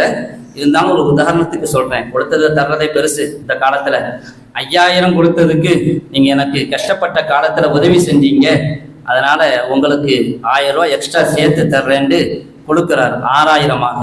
இதுக்கு பேர் வட்டி இல்லை. ஏன் கேட்டா ஆரம்பத்துல நம்ம நிபந்தனை வைக்கல. 5000 ரூபாய் கொடுக்கும் பொழுது எப்ப திருப்பி தரும்போது நீ 6000-ஆ தரணும்னு நிபந்தனை வைக்கல, அவரா திருப்பி கொண்டு வந்து தர்றாங்க. இதை வாங்கி கொள்வது ஜாயிஸ் என்பது மட்டுமல்ல, ஹதீஸ்ல இதுக்கு தெளிவான அனுமதியும் இருக்குது. கைருக்கும் அஹ்சனுக்கும் கதாஅன் அவுகமா கால ஸல்லல்லாஹு அலைஹி வஸல்லம். கடனை திருப்பி கொடுப்பவர்கள் சிறந்தவர்கள் யார் என்றால் மிகச்சிறந்த முறையில் திருப்பி கொடுப்பது. ஒருத்தட்டு நான் 5000 ரூபாய் வாங்கினேன்னு சொன்னா திருப்பி கொடுக்கும் பொழுது பவியமாக கொடுத்துட்டு அல்லாஹ் உங்களுடைய பொருளாதாரத்துல பறக்கச் செய்யட்டும்னு துவா செஞ்சுட்டு வாங்க. நமக்காக உதவி செஞ்சாரா இல்லையா? இதுதான் சிறப்பான முறையில் திருப்பி கொடுப்பது. அல்லது எக்ஸ்ட்ரா கொடுக்க முடிஞ்சா எக்ஸ்ட்ரா கொடுங்க. 5000 6000 கொடுங்க, 5500 கொடுங்க, 7000 கொடுங்க. இது வட்டி இல்லை. அப்ப அது வட்டியில நான் தரமாட்டேன் அப்படிலாம் சொல்ல வேண்டிய தேவையில்லை. நிபந்தனை வச்சாதான் வட்டி. இதுதான் வட்டியினுடைய அளவுகோல். அதனால அரசாங்கத்தோடு நமக்கு கிடைக்கக்கூடிய மானியம் நாம எதுவுமே கொடுக்காம அவங்களாக ஃப்ரீயாக கொடுக்கறாங்கன்னு சொன்னா அவனுக்கு எங்கிருந்து வருமானம் வந்துச்சு அப்படின்லாம் யோசிக்க தேவையில்லை. இது அரசாங்கத்தினுடைய இன்னைக்கு நிறைய ஸ்கீம் இருக்குது. முஸ்லிம்களுக்கு சிறுபான்மையினர்களுக்கு நிறைய ஸ்கீம் இருக்குது. அதை பற்றி இந்த சமுதாயத்துக்கு தெரியாமலே இருக்கு. நிறைய நமக்கு இருக்கக்கூடிய சலுகைகளை பத்தி அதை யோசிச்சு இதுல எது ஜாயிஸ் எதுல ஜாயிஸ் இல்லை அப்படிங்கிறத முடிவு பண்ணி உரிய முறையில ஹலாலான முறையில அதை பெற்றுக்கொள்வதற்கு இந்த சமுதாயத்தில் இருக்கக்கூடிய பொருளாதாரம் தெரிந்தவர்கள் முயற்சி செய்ய வேண்டும். பொருளாதாரத்தை பத்தி நன்கு அறிந்தவர்கள் இந்த நாட்டில எந்த மானியத்தை எல்லாம் சிறுபான்மையினருக்காக ஒதுக்கி இருக்குது. ஒரு தடவை கூட ஒரு தகவல் சொன்னாங்க, சிறுபான்மையினர்களுடைய ஸ்கீம் எல்லாம் ஒரு இடத்துல முடங்கி கிடக்குது பயன்படுத்தப்படாமல். வட்டியா இருந்தா ஒதுங்கிக் கொள்வோம், கூடுமா என்றால் பயன்படுத்தி கொள்ளவும் வேண்டும். வட்டிக்கு கிட்ட போகவே மாட்டோம். ஆனா கூடும் என்றால் அதை பயன்படுத்த வேண்டும். அதற்கான ஏற்பாடுகளை சமுதாயத்தில் உள்ள பொருளாதார வல்லுநர்கள் அதற்கான ஏற்பாடு செய்ய வேண்டும். இல்லை என்றால் இந்த சமுதாயம் பின்தங்கி விடக்கூடிய நிலைக்கு போகும். வட்டி ஹராம் என்பதில் சந்தேகம் இல்லை. எனவே எது ஹராமோ அது ஹராம் தான். இன்னல் ஹலால பையினுன் வல் ஹராம பையினுன். ஹலால் தெளிவானது, ஹராம் தெளிவானது. வைன பைனஹுமா உமூர முஸ்தபிஹா. ரெண்டுக்கு மத்தியில சந்தேகமான சில விஷயங்கள் இருக்குது. அதை விட்டு தவிர்ந்து கொண்டா ரொம்ப பேணுதல். ஷேர் மார்க்கெட் விஷயத்திலையும் இன்னைக்கு அதுல பலரும் இன்னைக்கு ரொம்ப ஈடுபடுறது ரொம்ப லேசா போச்சு. ஒரு மொபைல் இருந்தா போதும் ஷேர் மார்க்கெட்ல சாதாரணமா ஈடுபட முடியும். அதை பத்தி தெரிஞ்சிருக்கணும். கொஞ்சம் தெரிஞ்சுக்கிட்டா போதும், எல்லாருமே அவங்களாகவே பிசினஸ் பண்ணலாம். நேற்று ஒரு ஷேர் 110 ரூபாய்க்கு இருந்துச்சு, வாங்கிட்டோம். இன்னைக்கு அதுவே 120 ரூபாய்க்கு ஆயிடுச்சு, வித்துட்டோம். ஒரு ஷேருக்கு 10 ரூபாய். 100 ஷேர் வாங்கி இருந்தீங்கன்னு சொன்னா லாபம் எவ்வளவு கிடைக்குன்னு பார்த்து சிம்பிளா லாபம் கிடைக்குது ஷேர் மார்க்கெட்ல. இன்னைக்கு பல வாலிபர்கள் பல பேரும் இதுல ஈடுபடுறாங்க. ஷேர் மார்க்கெட் விஷயத்துல சுருக்கமாக சொல்றதா இருந்தா, கம்பெனி எந்த கம்பெனியுடைய ஷேரை நம்ம வாங்குறோமோ அந்த கம்பெனி ஹலாலான பொருள், அதாவது தொழில் செய்யுதா ஹராமான தொழில் செய்யுதான்னு பார்க்கணும். அது ஒன்று பேப்பர், சிமெண்ட், அதாவது கட்டுமான பொருட்களுடைய உற்பத்தி, அல்லது பேப்பர் பிளாஸ்டிக்காக இருக்கலாம், அல்லது பேங்கினுடைய ஷேராக இருக்கலாம், அல்லது பன்றி இறைச்சி போன்ற ஹராமான ப்ராடக்ட் தயாரித்து வெளியில் அனுப்பக்கூடிய கம்பெனியா இருக்கலாம், அல்லது மது ஆலைகளாக இருக்கலாம். இது ஹலால் ஹராம் ரெண்டு இருக்குது. எந்த கம்பெனி ஹலாலான வியாபாரத்தை செய்கிறதோ அந்த கம்பெனியுடைய ஷேராக இருக்க வேண்டும். இது முதலாவது நிபந்தனை. ஷேர் மார்க்கெட்டுக்கு முதலாவது நிபந்தனை அந்த கம்பெனியினுடைய நிலைப்பாடு ஹலாலானதாக இருக்கும். இரண்டாவதாக அந்த கம்பெனியில 2 விதமான ஷேர் கொடுப்பாங்க. ஈக்விட்டி ஷேர் ஒன்று இருக்குது, ப்ரிஃபரன்ஸ் ஷேர், பொது பங்கு, முன்னுரிமை பங்குன்னு கொடுப்பாங்க. ப்ரிஃபரன்ஸ் ஷேர் அப்படின்னு சொன்னா கம்பெனிக்கு லாபம் வந்தாலும் நஷ்டம் வந்தாலும் உங்களுக்கு லாபம் கிடைக்கும். கம்பெனி லாபமே அடையாவிட்டாலும் உங்களுக்கு டிவிடெண்ட் கொடுக்கிறது கட்டாயம். ஈக்விட்டி ஷேர், பொது பங்கு, சாதாரண பங்கு என்றால் கம்பெனிக்கு லாபம் வந்தால் லாபம் கொடுக்கும், டிவிடெண்ட் கொடுக்கும், இல்லாட்டி டிவிடெண்ட் வராது. நஷ்டம் வந்தால் அதையும் அனுபவிக்க வேண்டும். இதுல ப்ரிஃபரன்ஸ் ஷேர் கண்டிப்பாக வாங்கக்கூடாது, என்றால் அது வட்டி. லாபமோ நஷ்டமோ எனக்கு லாபம் வரணும் அப்படின்னு சொல்றது அது வட்டி ஆகும். இது ரெண்டாவது. மூணாவதாக, பொதுவாக ஹலாலான தொழில் நடத்தினா கூட அந்த கம்பெனி பல சமயங்கள்ல ஹராமான வியாபாரத்துல பொருளாதாரத்துல ஈடுபடும். லோன் வாங்குவாங்க. என்ன முஸ்லிம் கம்பெனி கிடையாது, நம்ம சொல்ற மாதிரி செய்ய மாட்டாங்க, லோன் வாங்குவாங்க. அது மாதிரி நிறையலாம் இருக்கும். இது மாதிரியான சமயத்துல நம்முடைய ஃபுக்கஹாக்கள் என்ன சொல்றாங்கன்னா, நம்ம போய் அவனை லோன் வாங்காம தடுக்க முடியுமா அப்படிங்கிறது தெரியாது. ஆனா ஏஜிஎம் ஒவ்வொரு வருடமும் ஒரு பொதுக்கூட்டம் நடக்கும். அந்த பங்கு யாரிடத்துல அதிகமாக இருக்கிறதோ அவர்களுக்கென்று ஒரு வாக்கு, ஒரு குரல் வாக்கு ஒன்று இருக்கும். அவர்களுடைய கருத்தை தெரிவிக்கலாங்க. ஏன்னா நம்மளும் ஷேர் ஹோல்டர். அந்த கம்பெனியில ஒரு 1000 ஷேர் வாங்கியிருக்கிறோம், 1,00,000 ஷேர் வாங்கியிருக்கிறோம்னு சொன்னா நம்மளும் ஹோல்டர், பங்குதாரர். நம்ம கருத்தை நமக்கு தெரிவிக்கலாம். நம்ம அந்த கூட்டத்துல இப்படியான ஹராமான தவறான நடைமுறைகளுக்கு நாங்க ஒத்துழைக்க மாட்டோம், இதை நிறுத்தி கொள்ள வேண்டும் என்று பிரகடனப்படுத்த வேண்டும். ஏற்றுக்கொள்றாங்களாங்கிறது கொள்ளலையாங்கிறது ரெண்டாவது. ஆனால் எங்களுடைய பொறுப்பில் இருக்குது, இது நம்ம கருத்தை அங்க தெரிவிக்கணும். இது மூன்றாவது. நான்காவது, டிவிடெண்ட் வரும் பொழுது கம்பெனியினுடைய வருமானத்துல ஹராமும் கலந்துருக்கும். ஏன் கேட்டா, அவங்க மற்ற பேங்க்ல டெபாசிட் வச்சிருப்பாங்க. டெபாசிட் வச்சு அதுல இருந்து வட்டி வந்திருக்கும். அதையும் சேர்த்து தான் நமக்கு லாபமா தருவாங்க. அப்போ ஹராமான வருமானமும் அதுல கலந்திருக்கும். அதை நம்மளால தெரிஞ்சு கொள்ள முடியும். இன்கம் ஸ்டேட்மெண்ட் மூலமாக யார் ஷேர் மார்க்கெட்ல பங்கெடுத்துக் கொள்கிறார்களோ அவர்களுக்கு அது தெரியும். புள்ளி விவரம் அத்தனையும் அதுல தெரிஞ்சுக்க முடியும். அதை படிச்சிருந்தா, அதை பத்தி தெரிஞ்சிருந்தா, இந்த வருமானம் எவ்வளவு, அந்த வருமானம் எவ்வளவு, அந்த டெபாசிட் எவ்வளவு, லோன் எவ்வளவு, பூராத்தையும் வெளிப்படைத்தன்மை அங்க இருக்குது. அதை தெரிஞ்சு கொள்ள முடியும். எத்தனை பெர்சன்டேஜ் வட்டி கலந்துருக்குதோ, உதாரணமா 10% வட்டி அதுல இருக்குதுன்னு சொன்னா 100 ரூபாயில 10 ரூபாய் எடுத்து சதக்கா செஞ்சிடணும். 10% சதக்கா செஞ்சிடணும். மீதி பணத்தை மட்டும் அனுபவித்துக் கொள்ளலாம். இது ஈடுபடுவதற்கான ஒரு யோசனை.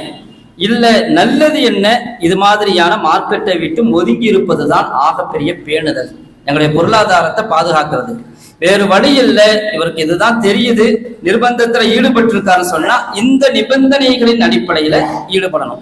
ஆனா இன்னைக்கு பெரும்பாலும் நடக்கிறது என்னன்னு கேட்டா, ஷேர் மார்க்கெட், அதாவது ஒன்னு இருக்குது அசல் கம்பெனி, இன்னொன்னு மார்க்கெட்ல நடக்கிறது. இன்னைக்கு அதுதான் அதிகமா நடக்குது. ஷேர் மார்க்கெட்டுங்கிறது இருக்குது, அதாவது சந்தைப்படுத்தப்படுது அந்த பங்குகளை. கம்பெனியில போய் நம்ம ஷேர் வாங்கல, கம்பெனியில போய் ஷேரை கொடுக்கவும் முடியாது. நாம 4 பேர் சேர்ந்து கூட்டா வியாபாரம் செய்யறோம் அப்படின்னு சொன்னா, அவர் 10 லட்ச ரூபா கொடுத்துருக்கிறேன், வியாபாரத்தை முடிச்சுக்கிட்டோமா, என் 10 லட்ச ரூபா கொடுத்துருங்கன்னு திரும்ப வாங்கிக்கலாம். ஆனா ஷேர் மார்க்கெட்ல கம்பெனியில நீங்க ஷேர் வாங்கியிருந்தீங்கன்னா ஷேரை திரும்ப கொடுத்துட்டு என் பணத்தை கொடுங்கன்னு இங்க வாங்க முடியாது. அதுக்கு எங்க தான் போகணும்? செகண்டரி மார்க்கெட்டுக்கு தான் போகணும். ஷேர் மார்க்கெட்டுக்கு தான் நம்ம போவோம். அங்கதான் இன்னைக்கு பிசினஸ் நடக்குது. ஷேர் மார்க்கெட்ல பெரும்பாலும் நடப்பது இன்ட்ராடே, டே ட்ரேடிங், தின வர்த்தகம்னு சொல்லலாம்.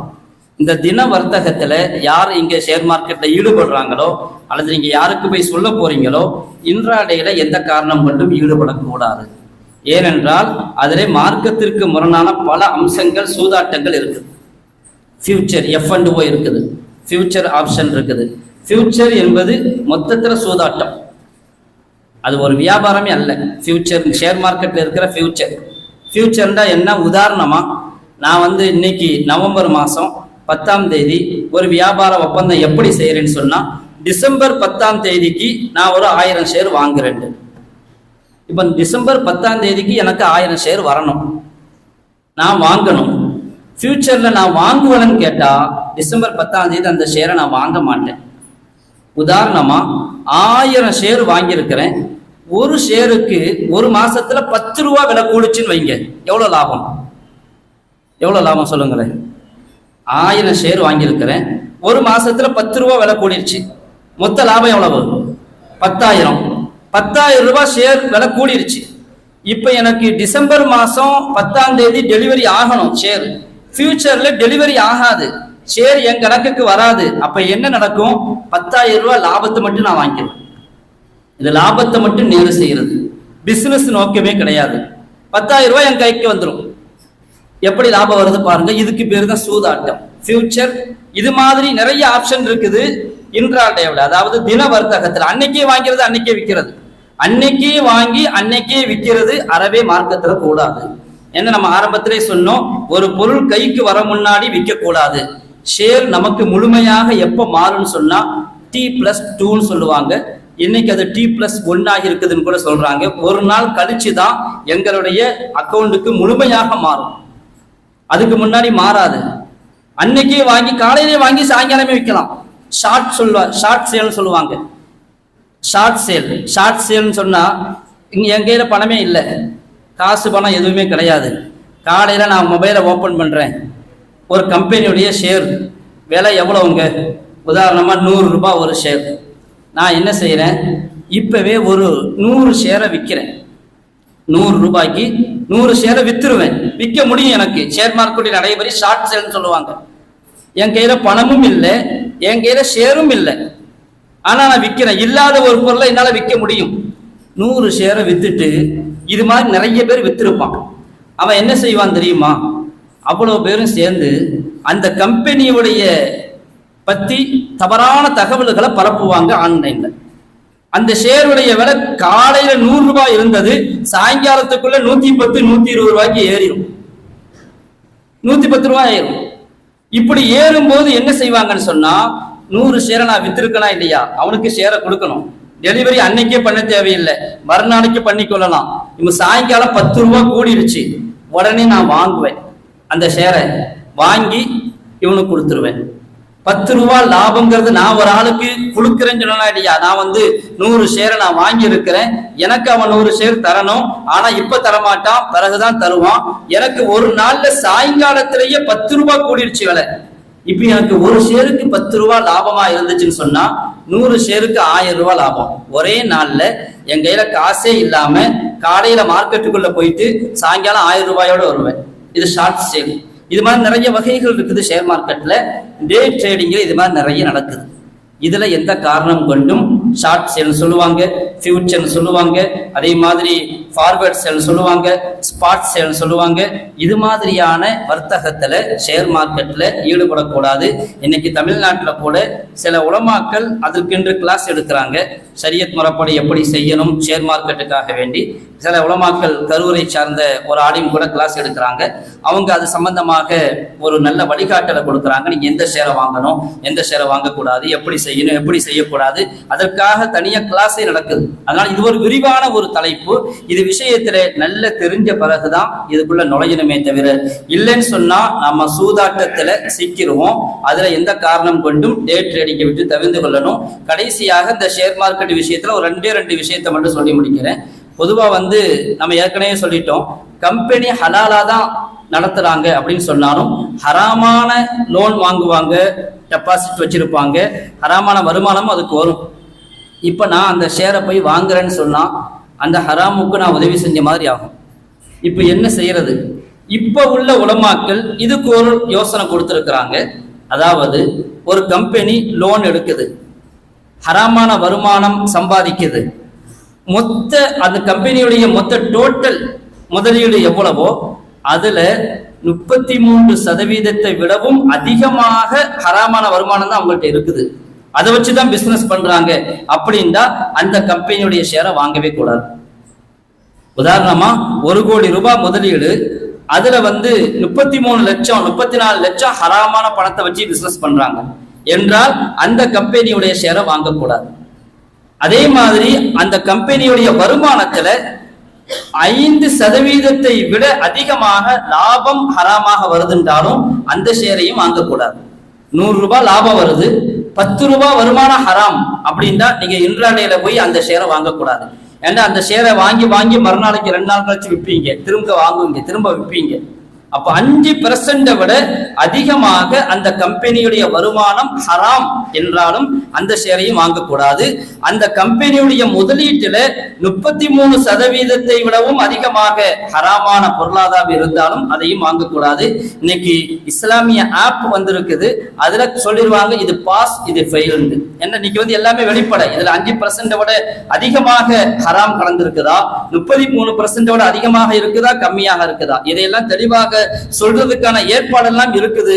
நாம அதை தெரிஞ்சு கொண்டு அதுல ஈடுபடணும். எந்த காரணத்தை கொண்டும் நமக்கு எது தெரியலையோ அதுல போய் ஈடுபடவே கூடாது. ஷேர் மார்க்கெட்ல நல்லா படிச்சிருக்கிறோம், ஆனா ஹலால் ஹராம் எதுன்னு தெரியலன்னா கண்டிப்பாக அதில் ஈடுபடக்கூடாது. ஹலால் ஹராம் ரொம்ப முக்கியமான ஒன்று. எங்களுடைய பொருளாதாரத்தை வளர்க்கணும், சேர்க்கணும், சேமிக்கணும். அதுக்கு மார்க்கம் தடையில்லை. அதனால தான் வாரிசுரிமை சட்டம்னு ஒன்று இருக்குது. நாம மௌத்தா போன பிறகு நம்ம சேர்த்து வச்ச சொத்து நம்ம பிள்ளைகளுக்கு போகும். மார்க்கம் அதுக்கு தடை விதிக்கல. ஆனா நம்ம சம்பாதிக்கிற பணம் ஹலாலா என்பதுல ரொம்ப முக்கியமாக இருக்கணும். ஏனென்று சொன்னால் ஹராமான வருமானம் நம்முடைய சந்ததியாக போய்கொண்டிருக்கும். அந்த பாவம் நமக்கு வந்து கொண்டே இருக்கும். நல்லா பாதுகாக்கணும். நம்முடைய துவா ஏற்றுக்கொள்ளப்படாமல் போவதற்கும் அது ஒரு காரணம், ஹராமான வருமானம். ஒரே ஒரு ஹதீஸை சொல்லி முடிக்கிறேன். அதுல சாது பின் அபீ வக்காஸ் ரலியல்லாஹு தஆலா அன்ஹு அவங்க ஸல்லல்லாஹு அலைஹி வஸல்லம் அவங்க வந்தாங்க, யா ரசூலல்லாஹ் எனக்கு ஒரு துவா செய்யுங்க, அந்த துவா இப்படி இருக்கணும். எந்த துவா? நான் என் வாழ்க்கையில எந்த துவா செஞ்சாலும் அதை ஏற்றுக்கொள்ளப்படணும்னு சொன்னான். ரொம்ப சிம்பிளா போச்சு. ரசூலுல்லாஹ்ட்ட போய் யா ரசூலுல்லாஹ் எனக்கு எதுக்காக துவா செய்யுங்க, நல்ல எனக்கு மக்ஃபிரத்து கிடைக்கணும், அதுக்காக துவா செய்யுங்கன்னு சொல்லலாம். இஸ்திக்ஃபாருக்காக வேண்டி, ஆখিরাத்துல சொர்க்கத்துக்காக வேண்டி, பல துவாக்கள், அல்லது உலக தேவைக்காக வேண்டி துவா செய்யுங்கன்னு சொல்லலாம், தப்பில்லை. ஆனா என்ன சொன்னாங்க? என் வாழ்க்கையில நான் என்ன துவா செஞ்சாலும் கபூலாகும். உங்களுடைய காலத்துக்கு பிறகு கூட நான் துவா செஞ்சா அது எனக்கு கபூலாகணும் அப்படின்னு நீங்க துவா செய்யுங்க. ஸல்லல்லாஹு அலைஹி வஸல்லம் துவா செஞ்சுட்டு அதுல என்னங்க சந்தேகம்? உடனடியாக கிடைச்சிரும். அப்படி ஒரு துவா செஞ்சுட்டா போதும். சாது பின் அபீ வக்காஸ் ரலியல்லாஹு அன்ஹு தங்களுடைய வாழ்க்கையில முஸ்தஜாபு தாவவா இருந்தாங்க. துவா ஏற்றுக்கொள்ளப்படக்கூடிய சஹாபியாக இருந்தார்கள் என்பது சரித்திரம். அந்த சமயத்துல ஸல்லல்லாஹு அலைஹி வஸல்லம் சஹாபிக்கு என்ன சொன்னாங்க தெரியுமா? பட்டுண்டு துவா செய்யல, அவங்களுக்கு ஒரு அறிவுறுத்தலை கொடுத்தார்கள். அத்திப் தஆமக் தகுன் முஸ்தஜாபத் தாவா. உங்களுடைய உணவை ஹலாலாக்குங்கள், நீங்கள் துவா ஏற்றுக்கொள்ளப்படக்கூடிய நபராக ஆயிருவீங்க. உங்களுடைய உணவு வருமானம் ஹலாலாக இருந்தால் நீங்க செய்யற துவாவெல்லாம் காலமெல்லாம் ஏற்றுக்கொள்ளப்படும். இது ஒட்டுமொத்த உம்மத்துக்குமான ஒரு தகவல். அல்லாஹ் தௌஃபீக் செய்தல்வானாக. எங்களுடைய வருமானத்தை, பொருளாதாரத்தை ஹலாலாக்கியல்வானாக. எல்லா விதமான ஹராமை விட்டும் எங்களையும் இந்த சமுதாயத்தையும் நம்மையும் பாதுகாத்தல்வானாக. அல்லாஹு தஆலா எங்களுக்கு எங்களுடைய பொருளாதாரத்தை வளமாகவும் கொடுப்பானாக, ஹலாலானதாகவும் கொடுப்பானாக. அல்லாஹு ஜல்ல ஷானஹு வ தஆலா இந்த புரோகிராமுக்காக, நிகழ்ச்சிக்காக ஏற்பாடு செய்தவர்கள், அதற்காக உதவி செய்தவர்கள் எல்லோருக்கும் அல்லாஹ் நிறைவான கூலியை வழங்கியல்வானாக. வாய்ப்பு கொடுத்த இந்த ஜமாத்துல் உலமா சபையினருக்கு நன்றி தெரிவித்து என்னுடைய உரையை முடிக்கிறேன். வஆஹிரு தஅவானா அல்ஹம்துலில்லாஹி ரப்பில் ஆலமீன். அஸ்ஸலாமு அலைக்கும் வரஹ்மத்துல்லாஹி வபரகாத்துஹு.